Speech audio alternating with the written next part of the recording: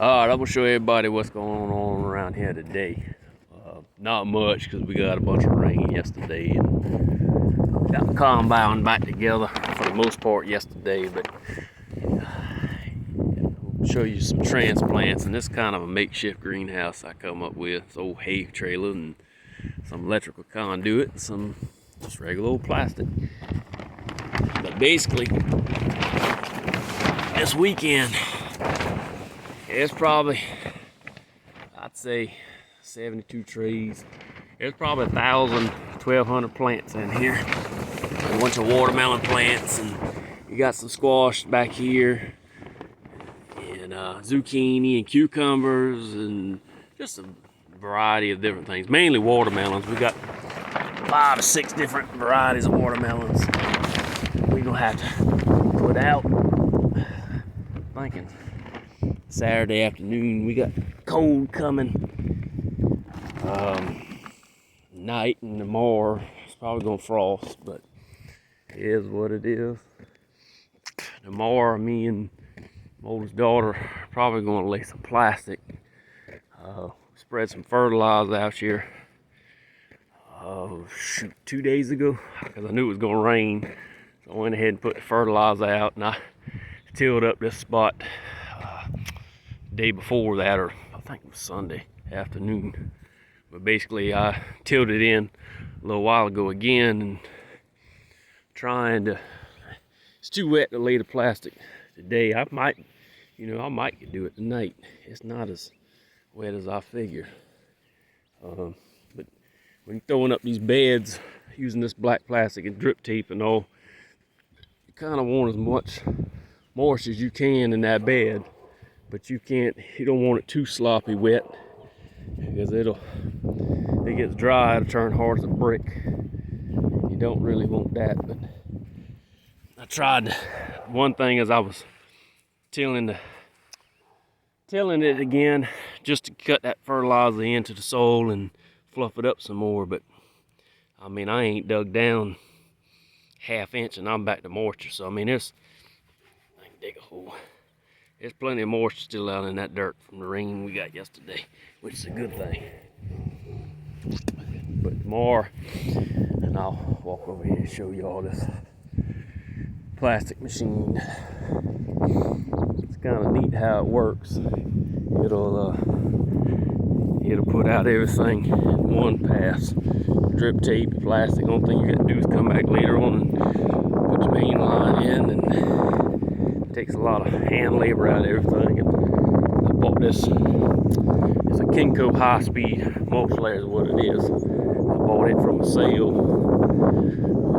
3-4 years ago, and I had some cousins that grew some hemp down at a plantation about 20 miles from here. Use it. They, like I say, they used it. I don't think they even put the plastic out, but they put the drip tape and all out. But I mean, it sure has saved me a bunch of time and all. There's the plastic, and there's a little seat back there my daughter rides on behind the tractor. Her job's to get the plastic started and the tape started, and from there we just roll on. I noticed last year, I come out here yesterday before it rained. Last year, my plastic, you can see that bar sitting on in there. You can run 2 rolls of plastic, but you're only putting out one roll at a time. That's like if you run out in the middle of a field, you can take that plastic and throw it down in there real fast as you're going, and it will automatically start putting the second roll out. And then once this roll runs out in the back or front, vice versa, it'll just continue laying plastic. Drip tape's a little bit different. There's no way to do that. You're gonna have to put you some couplers or whatnot in your tape once you start getting close. But I noticed it was putting that rust. What it does is this plastic gets pulled real tight, and when it gets pulled tight, those little rust particles stick up and cut holes in that plastic, like little pinholes.